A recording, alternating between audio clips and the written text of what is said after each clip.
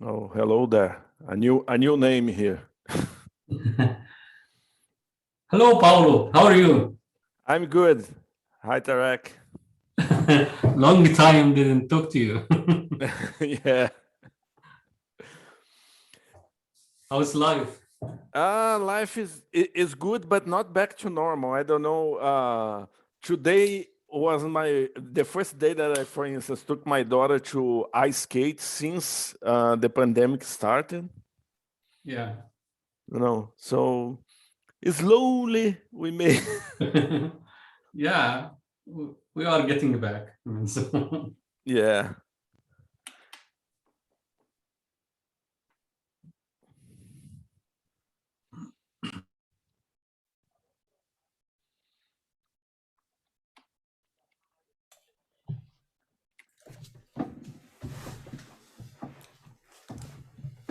Hi, Chris, Dave, Raj. Hello. Oh, Dave has been for so long out that now I almost didn't recognize. Uh-huh. I wondered if that was going to happen.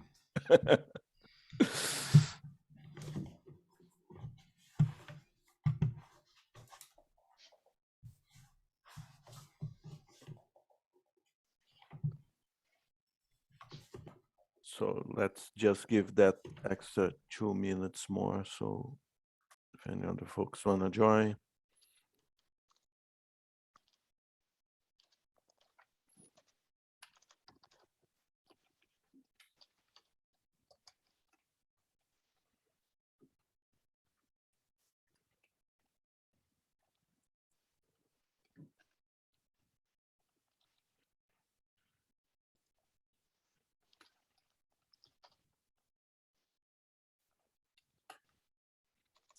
I'm gonna put for the first thing because Raj mentioned that we are gonna have some extra folks join. I think Tarek and Dave is back today also, kind of just to review first kind of the initial design, the design that we are using with the SDK, and Greg was rotating. That was kind of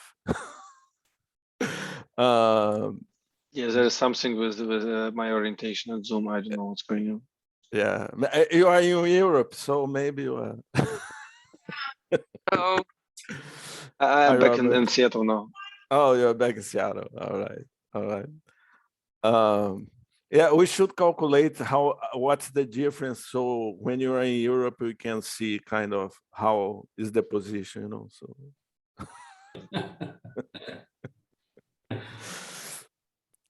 I'm so scared what would happen if I was in Australia.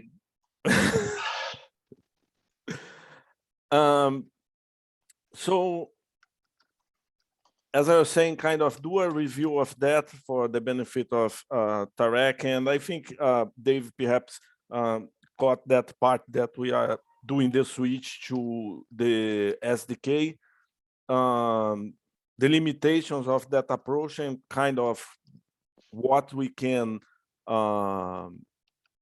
perhaps do to kind of in the future, hopefully in the short future, have better solutions for that.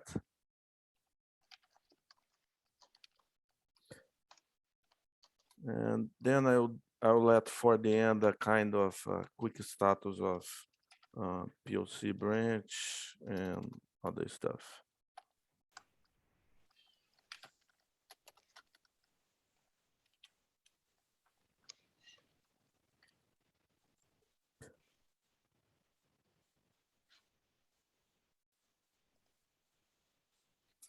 All right, I think we have quorum here, and then both Zach and Greg especially can correct me whatever I get wrong about the designs and the stuff. I just want to kind of go over relatively quick over that.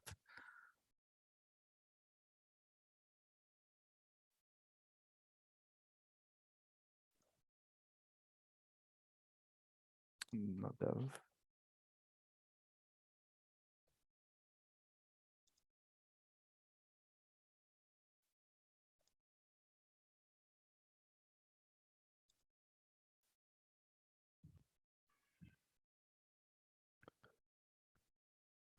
Okay. So when the project started, we were using based on upstream. Datadog has a tracer, and this was the initial design. But on the OpenTelemetry project, we use the diagnostic source that has the activity as the span, and that is actually part of the runtime in a module that was shipped in different versions before even OpenTelemetry came into existence. So the applications have different versions of diagnostic source potentially. With the Datadog design having its own tracer, that is not a problem for the tracer itself, but then when you want to start to operate with OpenTelemetry or anything that uses activity, then we have the problem about which version is going to be end up loaded in the process. So we started this project with the goal of going and build on top of the tracer, and then later deal with the question about the compatibility. Greg had a prototype that had a type isolating the diagnostic source access, and then we could do things like that. We explored a little bit on that path, but then we noticed that we lacked synergy with the SDK, and we end up duplicating a lot of code that exists on the OpenTelemetry SDK. When I say SDK here, I mean the OpenTelemetry SDK. And with that, we start to explore using the OpenTelemetry SDK. And the problem is that then we have how we are going to deal with the diagnostic source version that the SDK requires. And I'm going to focus on the diagnostic source problem, but the same problem actually applies to what I'm calling in this diagram the source instrumentations. Source instrumentations, in this case, are instrumentations that are created on top of the OpenTelemetry API, but that use hooks that already exist on ASP.NET or client libraries, whatever the application already have. And those source instrumentations create the activity spans, but they don't depend on auto instrumentation or change IL of the application. What we are trying to do in the instrumentation is kind of, I would say, aspect-oriented programming, not a generic one, but we are trying to add initially traces, eventually metrics, automatically to the applications. The design is basically using a CLR profiler, and we do the traditional communication via the profiler APIs. The profiler that we use embeds as a resource at builder time a small assembly that doesn't have dependence, just have dependence with the things that are provided by the standard runtime, the mscore lib, the private lib. So you don't need anything else for that loader that is embedded resource. So as early as we started to use, I would say, the first user module, there is some more complicated to that to do with IIS and modules being imported. But let's say after the first core lib is loaded, when we are loading the first user module, we inject this loader, and this loader calls our what we call managed profiler. The managed profiler is the one that's going to load either the Datadog, or in the case that we're working with the SDK, is going to load the SDK and initialize it. So it has a dependence with the SDK. And the SDK has a specific dependence with diagnostic source. We are, for now, for the POC, what we are doing to solve this, we are asking the applications at build time to add reference to the specific versions that we need. So, and we can simplify this by having a NuGet package that people can reference directly that. But basically the idea is because if your application has a reference to the correct NuGet package that we need, this is going to be resolved at build time, and the application is going to use the same version that's needed by us. So the SDK and the source instrumentations can work with that. The big limitation of this solution is that we are requiring people to build the applications again. And this is not possible in what we typically call Devops scenario. But basically, if you just have the files, the assemblies, you don't have a chance to do that. We did some high-level exploration, both with .NET Framework and .NET Core, about how to work around that. And it's possible to work around that either on the framework with binding redirection, and also it's possible to work that on .NET Core with Devops JSON.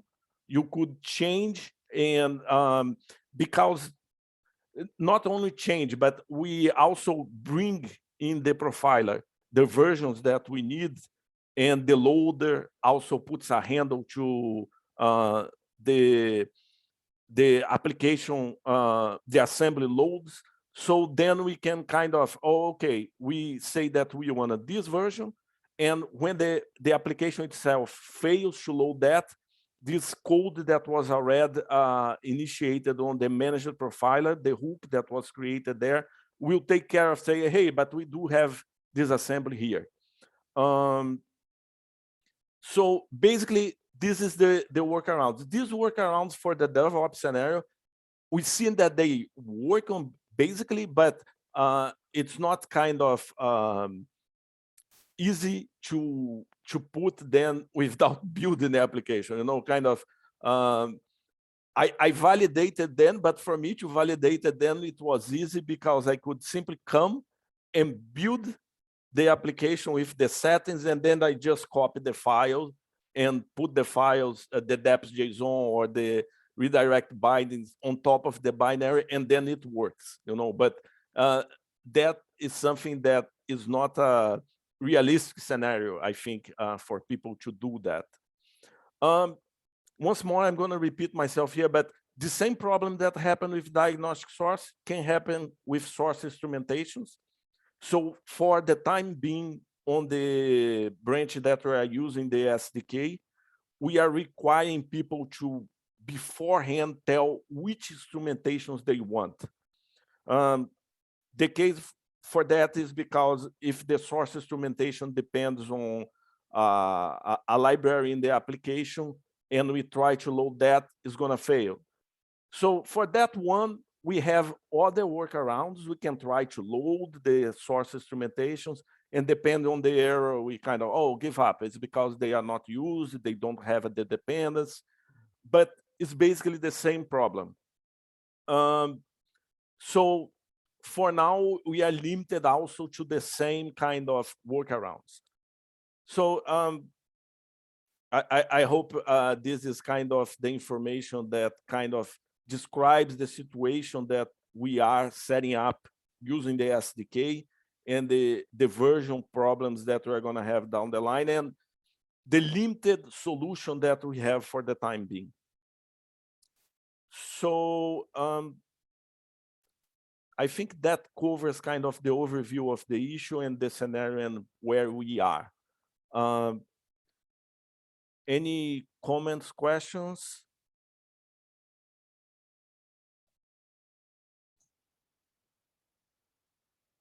All right.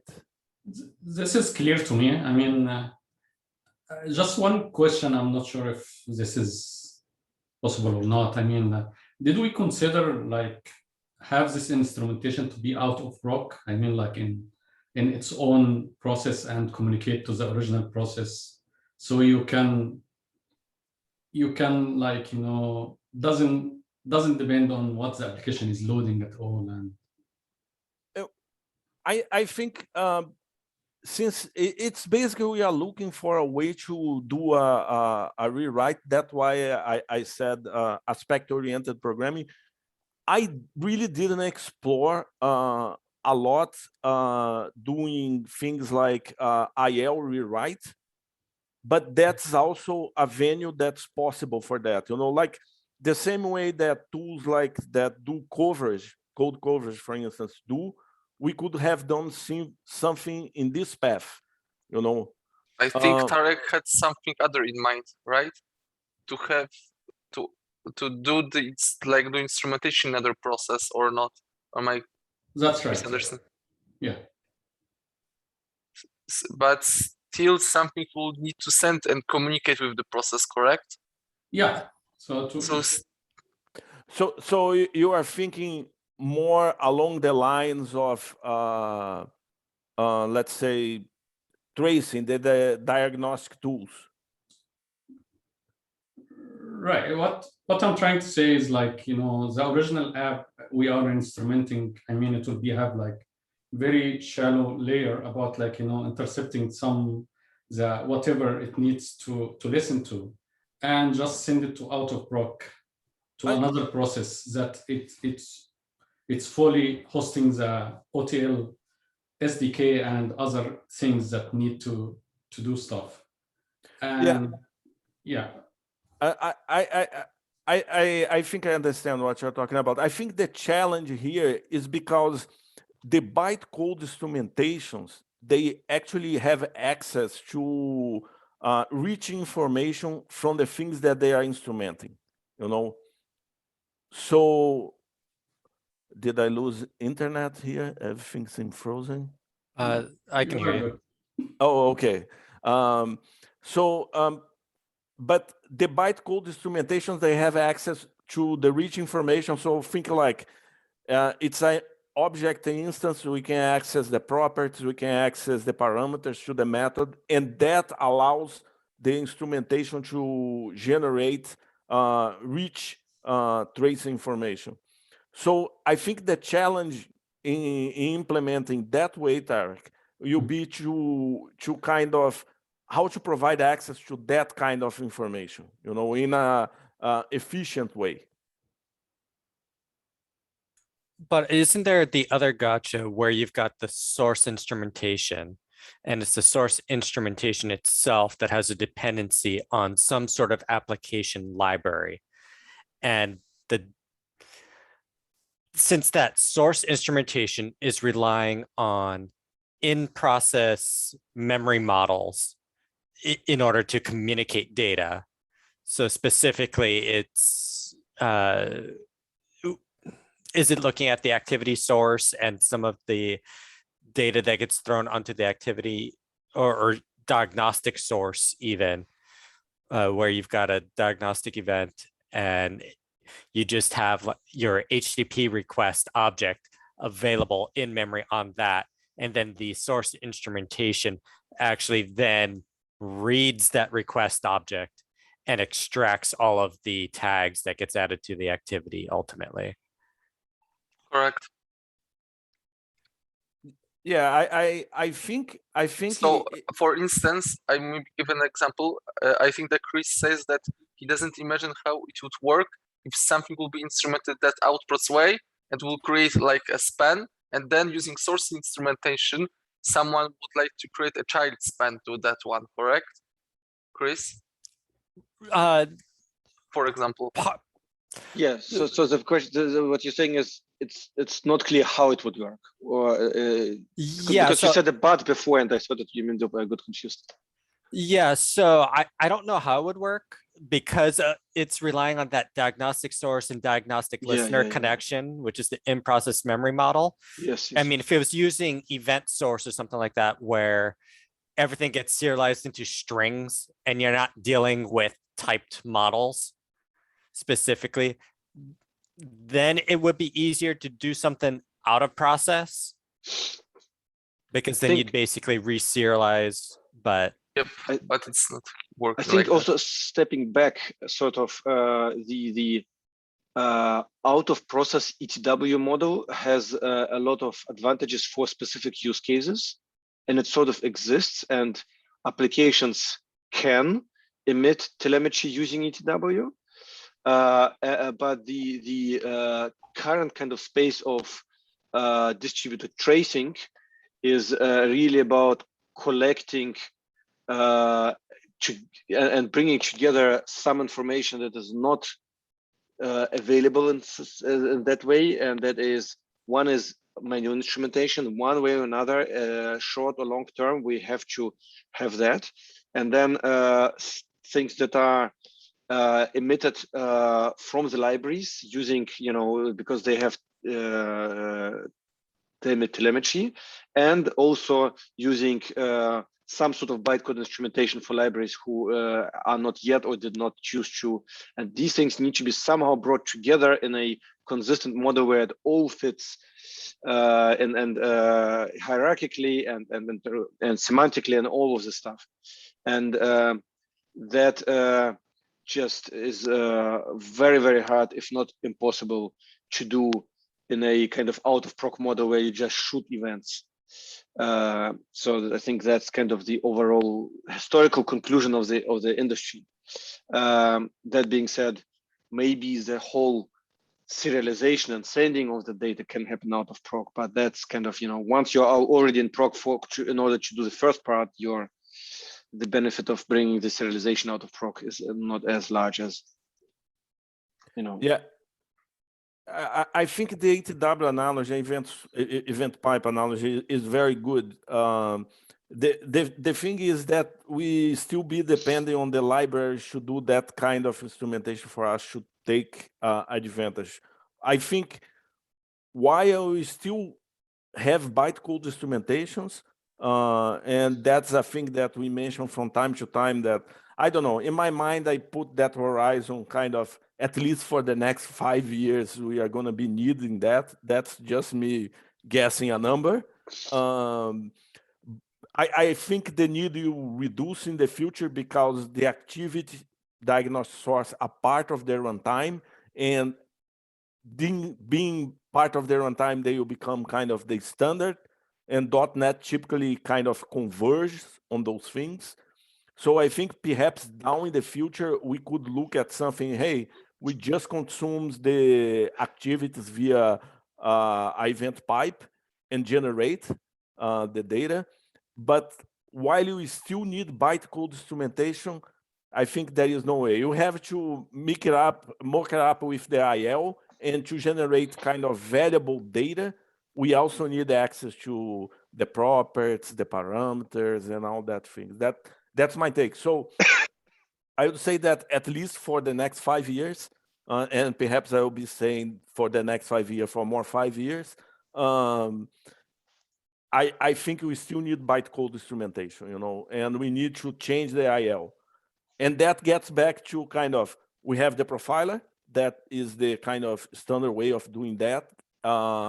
In the past, there are other tools that use, for instance, IL rewrite at the time of the building, like code coverage tools typically do that instead of starting profiler. But I think the most flexible and generic option is really the profiler. But on that, I would say that if we have a proposal kind of to do IL rewrite like at build time, not at build time, but on top of existing assembly, that's something that we could investigate, but that is kind of a completely break from the model that we have from upstream and the model that we have exploring. So if we decide to go that route, probably it's kind of a investigation required for us to dig deep into that model, And to be fair, I'm not sure if that that you have to handle the dependencies kind of in a similar way. Just as I think you're absolutely right. As a addition to this, in terms of long-term strategy, I think specifically normal telemetry may or may not be converging and using activities in the mid to long term, and I hope it will. But when we talk generally about IL rewriting, as the industry, so once telemetry, once the normal distributed tracing telemetry gets commoditized because everybody emits it in a standard way, the whole user expectation on what it means to do observability will evolve. And so people will start expecting deeper insights into the application and potentially even interactive insights with what the application is doing. And so safely and carefully modifying an application in production will probably not go away as a key capability for observability ever. Telemetry, normal, I started a span because this call happened. That may go away because everybody starts using activities, but people will say, oh, can I do, can I find something else about my running application? Can I collect additional information in a specific place because I am handling a live site? Can I do something? Can I tweak something? So I think IO rewriting is there to stay. Yeah, and I think via the profiler is the natural way to do that. I would say in top of that, even if we take out these bytecode instrumentations here, and I think there will be space for things like hotel SDK or metrics, even on top of simple methods, like people want to collect metrics for latency on methods. That's very common. So this is something that definitely with the metrics coming to hotel, we want to add that in the future too. Okay, so I wanted to present this overview and kind of the things that we are trying to do to work around and be aware of the limitations that we have, to see where we can take this down in the future to kind of solve those problems, especially what's called the Devops scenario. As I said, I think for build time, we can, right now is not that simple because we have packages. We don't have, but we could organize and create a NuGet package that does exactly what's needed. And then we tell people, oh, add the reference and you are good, But this is just for people that are building the application. For people that are just delivering the bits, that will not work for sure,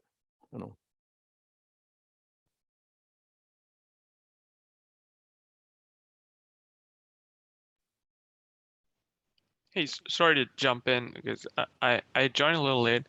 I don't know if Raj had the opportunity to present his demo. So to solve that, like you said, DevOps scenario, which is let's assume you're not interested in bytecode instrumentation, right?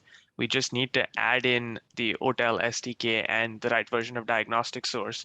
Is there a safe way to do it from without relying on a profiler? And the answer to that is we think there is a safe way to do it, and Raj has a prototype, which I think we should take a look at and then view that as a viable option. I think that he showed to us the startup hook. I think it's a very viable option if you don't want to add bytecode instrumentations.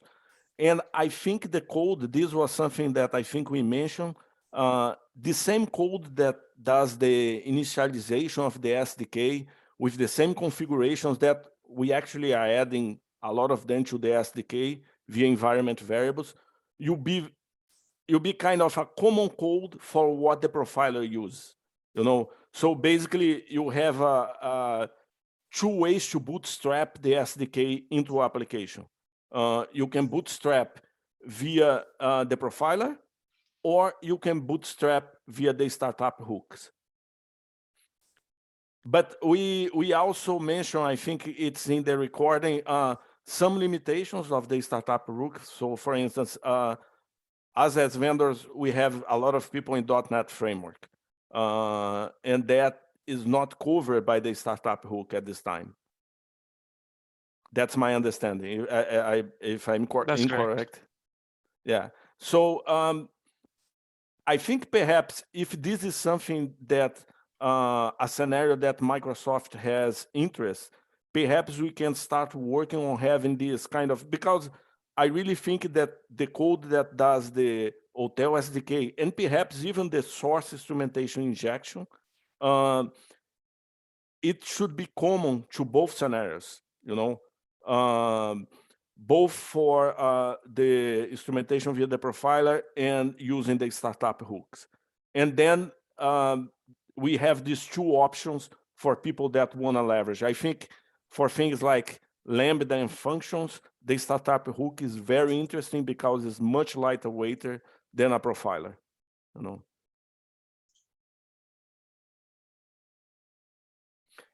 So, Sarabia and Raj, if this is something that you want to pursue, we kind of should try to kind of put in a small high level, very high level plan. So we have these two kind of deliverable ways, you know, for the project itself. So the one hesitancy that I have when I hear you say you want to use the profiler approach, because I know part of the motivation is sharing some of that instrumentation code between .NET Core and .NET Framework, right?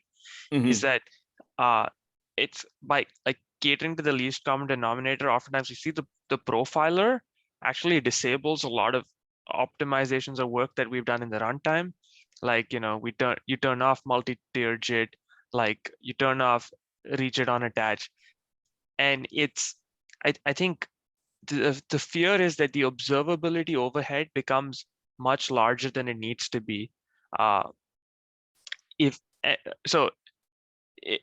we're saying that's not the case, and we're going to use the latest and greatest like profiler tech to make sure we don't regress performance, that means you've already signed up to sort of like have a fork in the road between what the .NET Core approach is and the .NET Framework approach is, right? The last bit, can you elaborate? Just for yeah, better understanding. Paolo, I will just send you a hyperlink in on Slack in a second, and I can just say a few words.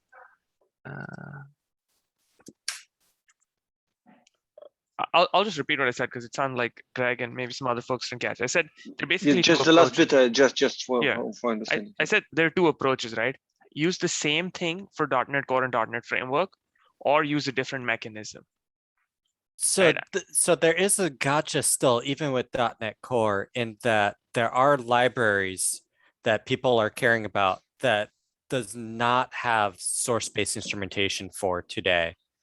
And so they still rely on bytecode instrumentation to happen. And so we would still need to leverage the profiling APIs for that case.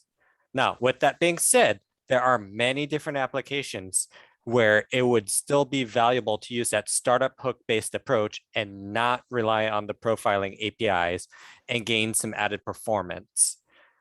And then the open question in my mind is how many of those customers are willing to modify their applications to use the SDK directly, or versus how many of them will not modify their applications and would need to rely on this startup hook to bootstrap everything for them.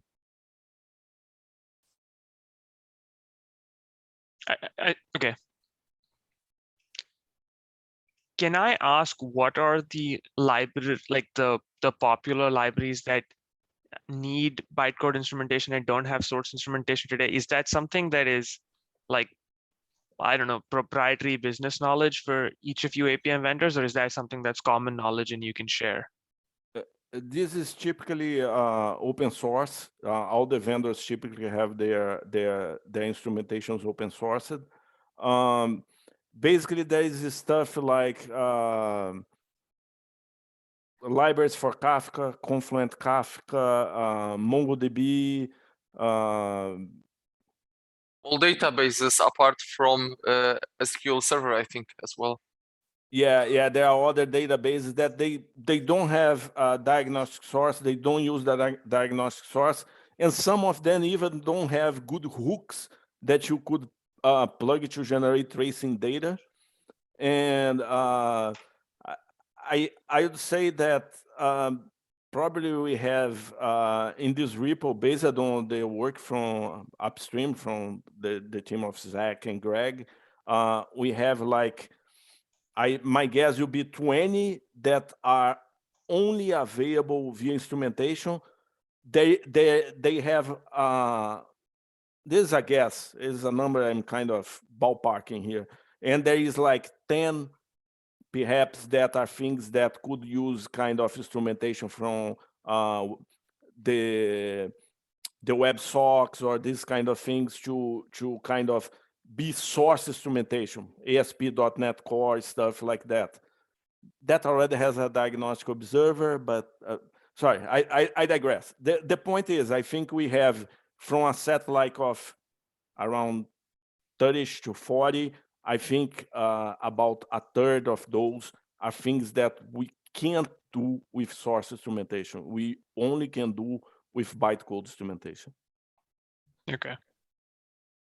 That And sounds right? actually, yes, absolutely. And in addition, also in some cases where diagnostic source administration instrumentation does exist in the library, vendors collect additional information. Vendors still use bytecode because they feel that what diagnostic source provides is not enough and they want additional details.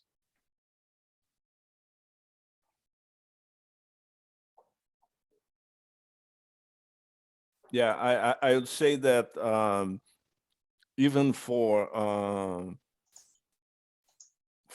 things that are very low grain level that sometimes is using diagnostic source, I see some instrumentations kind of basically filtering stuff out, getting some information, and then build a simple span or something like that on top of whatever exists on the library. So to Chris' point, I think we still see the need for the bytecode instrumentation. That's why we think the profiler, and I think Greg also reiterated the same. But as I said, I do think that the startup hook is a very useful path. You know, as I said, for Lambda and functions, I think this kind of approach is really good. It's small code. You can put your dependencies once there and kind of doesn't have to change much, and you are not going to pay as much a startup cost as like having the CLR profiler. That is very important for Lambda and functions, you know.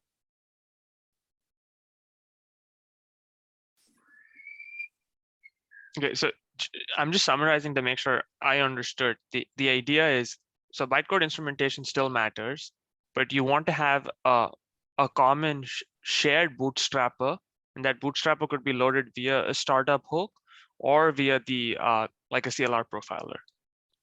Yes. Yes. Yeah, I sent a hyperlink to this code, Paulo, to you on Slack, exactly to this line, which could be shared.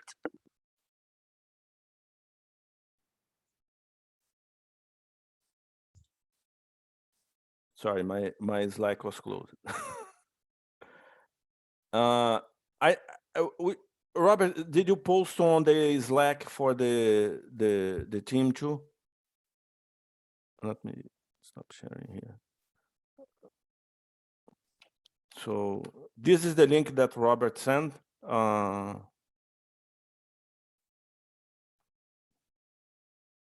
And Let's post that. You already posted that, yeah.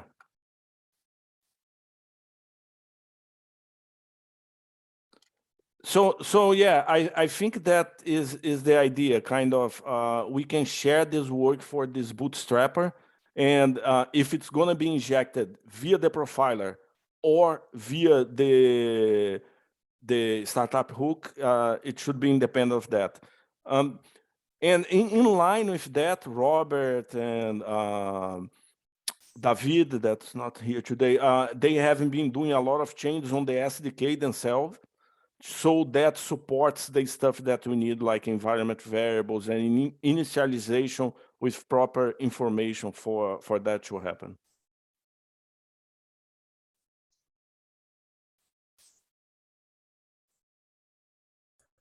And I think from our perspective, then down the road, what will look like, what at least if we don't have a better solution for that, is kind of, we'd like to kind of have some way of facilitating that DevOps scenarios in the case that people just have the assemblies, you know, because we still want to be able to inject bytecode instrumentation there. We still need to fix the dependencies on that case, you know. And as I said, we know some workarounds, but they are not really user-friendly, you know. And that's the path that you want to look. I think I can provide the small descriptions that we have. I can find a link and then I post on the Slack, but then you can see the high-level gist of what are these workarounds, you know.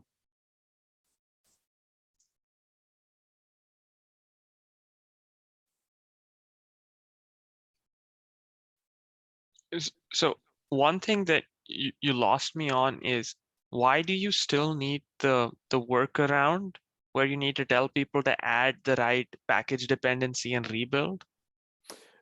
It's because of dependencies. So we need to ensure, for instance, the SDK requires a minimum version of the diagnostic source assembly. So we need to ensure that that's the one that's loaded. At build time, we can just ask the user to kind of have if he doesn't reference, it's fine. But if he has a conflict, we can ask them to have a reference to the correct NuGet version, and the algorithm to solve the NuGet conflict version, you get to the one that we need because it's a direct reference by the application. But if we just have the assemblies, we don't have the build, that's not possible. So that was one thing that was actually addressed in the startup hook prototype. Saurabh, I did not show them the prototype with the diagnostic source. Oh, I see. Part. Last week, I just showed them the startup hook. So they did not see the demo on how we can remove the diagnostic source. I think that's valuable to show, but like I'll just give the high level overview. Is the app can load whatever version of diagnostic source it comes with, and in a separate load context, in a separate assembly load context, we load the version of diagnostic source required for the OTel SDK, and then load the entire OTel SDK as well. And then we're basically creating these proxy activity objects, so we can subscribe to either diagnostic source or activity source in the default load context. And then we create these proxy activities so that instrumentation packages loaded in the additional assembly load context will now fire and the SDK works as intended.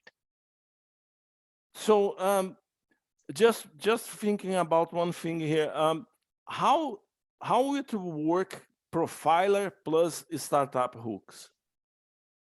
So that would be tricky, right? Because we're doing this whole thing where we're creating these proxy objects.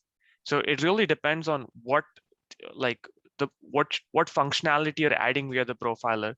If you're just adding source instrumentation that does adds an activity source in, then it would probably work.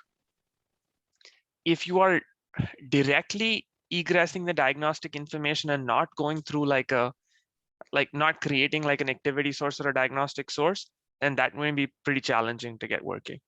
No, we are using the OpenTelemetry API and SDK for the instrumentation. Nothing else, because we wanna all these things should be connected, context propagation, all that good stuff, I see.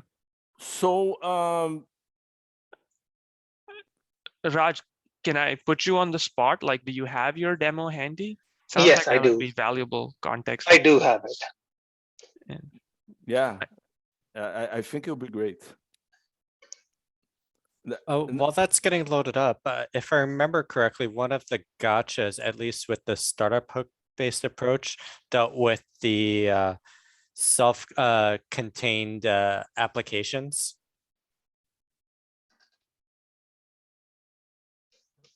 This approach should work for the self-contained Okay. one, also the startup hook. Okay, good to know.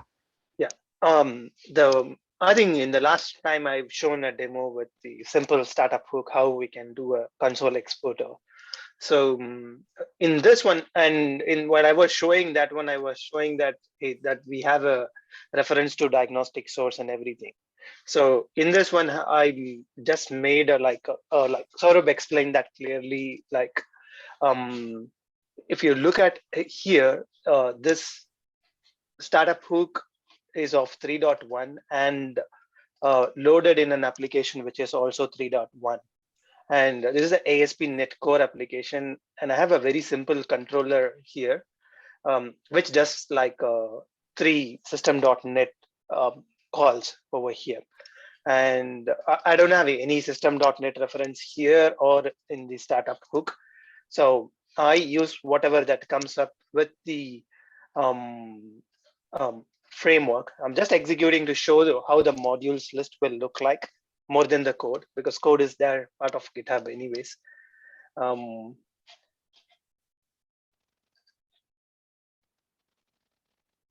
Let's just give it a minute, it's building.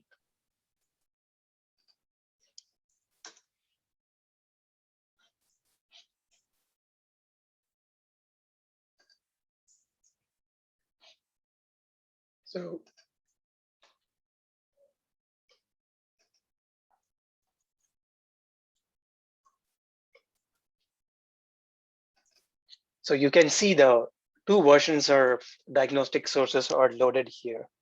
One is from the app, which is of the 4.7 version, and another one is from the 6.0, which is from the OpenTelemetry.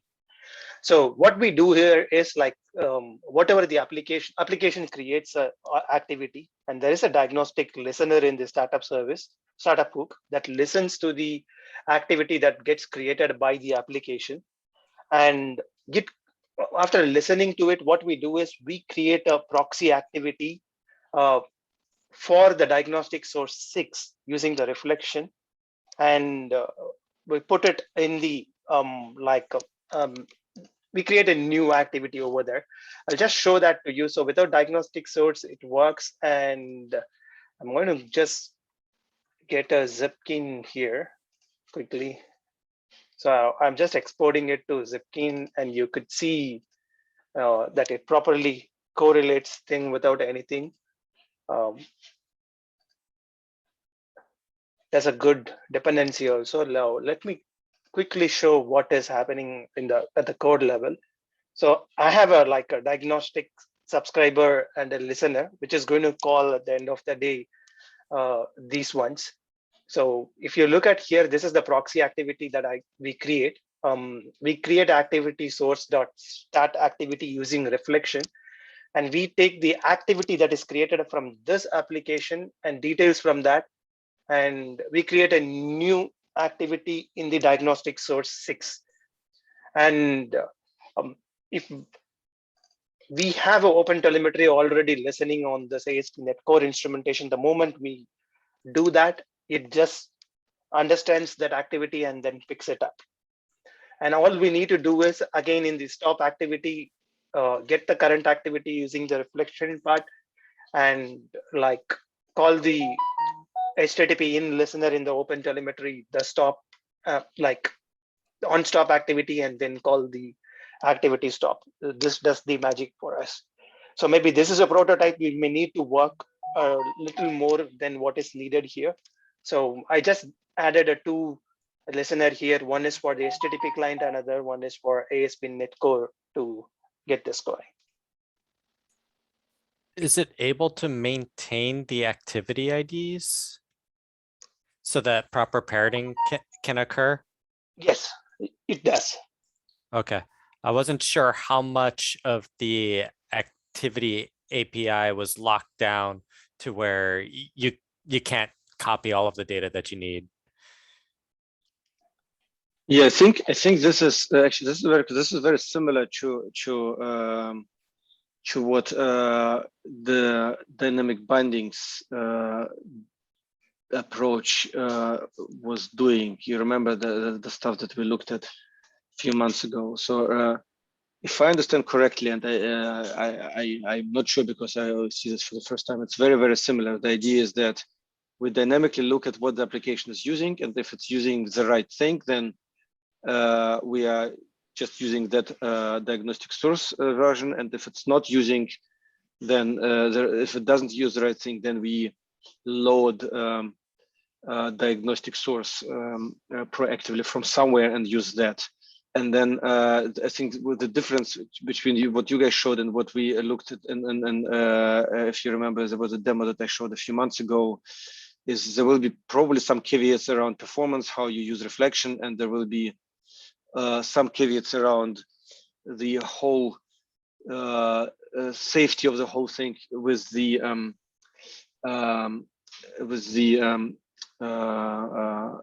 different load context. So I think this is loaded twice into a different load context, and what I've went for in the other prototype is I use a rendered inversion where we just compile a copy of diagnostic source into the library that does all this logic, and if it finds that the version loaded by the application is not the right one, then it starts forwarding to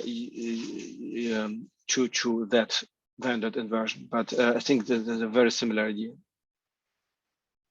which essentially solves the problem in a very similar way. So I think there will be some caveats, but both should work. I have a question on this.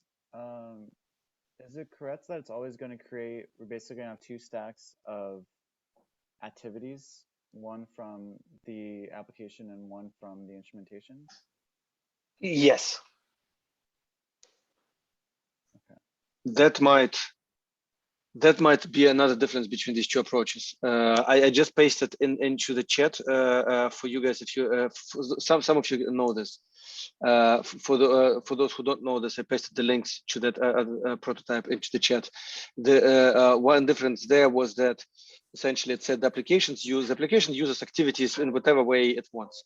The demo actually focused on diagnostic source, but activities would work in the same way. And then our stuff, it doesn't use activities directly. It uses a very thin proxy API layer that essentially just is a repetition of the activity API layer. And that proxy API layer, what it does, if diagnostic source is loaded, then it forwards all the calls to the activity, to the diagnostic source that is loaded. And if it's not loaded, or it's loaded in a bad version, then it forwards all the calls into the rendered and the compiled in version of diagnostic source. The advantage of that is that you never get 2 activities. You have in terms of performance, it's very, very fast. The disadvantage, of course, is that you have to compile in diagnostic source in here. So if diagnostic source gets like some sort of upgrade, there is like an additional step of like shipping that technology and rebuilding it, or the whole thing. But overall, it's a very similar idea to combine diagnostic source version and memory and processes. I did have that discussion. I did look into that vendor diagnostic source approach earlier. So I had a discussion with Tariq and the .NET team. So they kind of like not inclined with the option of like entirely cloning the diagnostic sourcery like code into our repo, and because whatever the like challenges you called out, we may end up in like hitting that. So that is the reason that we came up with this one. So I did visited that part. And especially I called out in my last demo that we could use that part also, the vendor diagnostic part also in the last. Yeah, sure. There are pros and cons. I just wanted to make Yeah. sure that you are aware of this thing, and then you can consider, because there will be pros and cons to weigh and whatnot. Yeah. Just one more thing to Zach's question. We don't always have duplicate activities. Assuming the diagnostic source version is high enough, then we don't need to load another version of diagnostic source into a separate load context. Got it. I just wanted to understand the scenario where maybe the customer app already had the SDK in the app, and then we sidecard the automatic. Right. So then we wouldn't load it into a separate load context. Okay. Doesn't it require like this proxying if there's any different version, not only lower? It's whatever. Yeah. I guess right now there is nothing lower than what the SDK, OTel SDK has a dependency on. But you're right that there would be a that could be a problem in the future, like higher and lower. So I'm just stepping back a little bit with the workaround. So kind of thinking for these applications that the DevOps scenario, let's say that we need to deploy a security fix will be the best example actually. And it's from a NuGet package. The only way to do that as of right now is a rebuild of the application.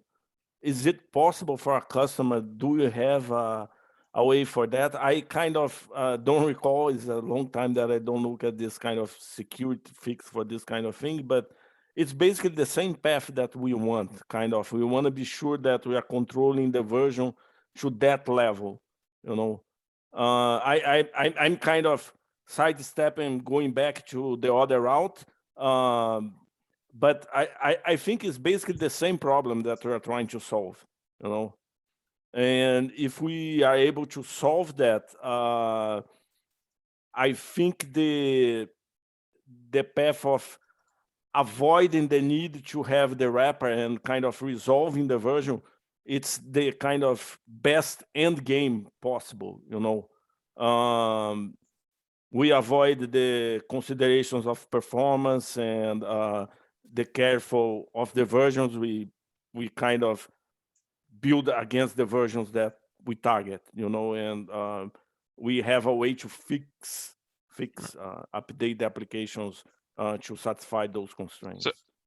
So yes, we have something in the .NET host that we call hammer servicing, which we can force upgrade any assembly, but we like really don't want people using that. That's for like critical security updates. The simplest way to describe it is think of it as something like LD preload, where you can just load your version of the assembly instead of what the host wants to load, right? And yeah, we have that as like for critical security releases. I can say that we've never had to use this in the 6-7 years of .NET Core that we've done, and hopefully, like touch wood, things stay that way. But based on that, what we are keen on doing is adding like functionality into the host that allows you to upgrade up a certain version of an assembly. So today, one of the like the limitation, the reason why we're forced to create this whole proxy thing is we can't force the host to upgrade up a version or load a different version of an assembly that's already present in the TPA list, right? So like what happens is the app references Netcore app. Netcore app has a version of system diagnostic source. So that's present in the TPA list. So when you try to do assembly.load, and remember, not assembly.load file that loads into separate context. When you do assembly.load and loads into the default context, the host will explicitly stop you from upgrading up a version because it's, hey, I know this is a trusted version, right? It came through the dev.json or something. So what I'm keen on doing is in the .NET 7 timeframe, work on an ability to tell the host that, hey, I know what I'm doing is potentially dangerous, but let me upgrade up the version of this assembly. Right? But because it's a like changing loader behavior is a huge change. And again, this is what I want to do isn't something that necessarily the team that owns the host wants to do, right? I have no guarantees that will happen yet, but I think that would be a good long-term approach. But like, loader changes are hugely breaking to the ecosystem, and there's no way I can get this backported into other versions of .NET. So yeah, I have some plans for the future, but nothing that will work retroactively. Yeah, where I stand right now, and I think the other folks can chime in what they think, but I think the solution with the startup hooks has a definite scenario for that. The demo wrapping around the multiple versions also has some scenarios for that. But on the other hand, I can't let it go because of the things that we talked about, bytecode instrumentation, net framework support. I think at least from the perspective of my company, we still need to go the route of the profiler, I think we can have the synergy, as I said, kind of sharing the bootstrap code, and we can work on this together. But we also have to do on our side investment to the CLR profiler path. I think we can't negate that path. CLR profiler and bytecode instrumentation, for the reasons that I think Chris, Greg, and others here chimed in. We need that. But as I said, I do see a lot of potential for us to have that kind of collaboration on the startup.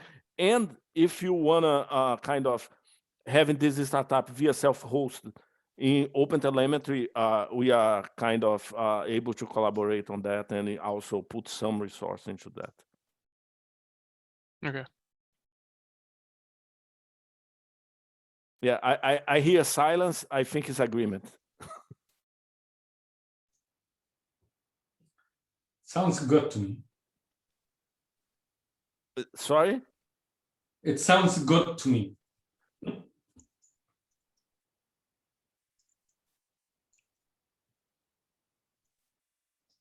All right. We went over 1 hour. I think folks are starting to get tired of seeing our faces here. I do have a quick question regarding the upstream sync. I just happened to come across some code owner files in there. Do we want to merge those as is, or do we need to address them? I think we should address some of that stuff. I actually had put in the end of the meeting because I wanted to talk specifically with Zach and Greg about that, because for now I'm doing the pool as it is, but we have that thing about the headers and all that stuff. So I don't want to rush that. I want that we have a conversation there and kind of really do that the right way. Like I think last time we removed the headers and we had Zach merging because it's the OpenTelemetry way of saying kind of, oh, it's agreed between the parts. So I want to be sure, are you going to do the same or are you not going to do the same? So I think we talked there on the thread and then we put the code owners there. It's also possible that I missed something else because the code moved. So in the move of the code, there is a very good chance that I missed some parts. There were a lot of files, and so I just wanted to avoid any issues where, oh wait, we can't actually merge something because code owners changed or something. Yeah. Good catch.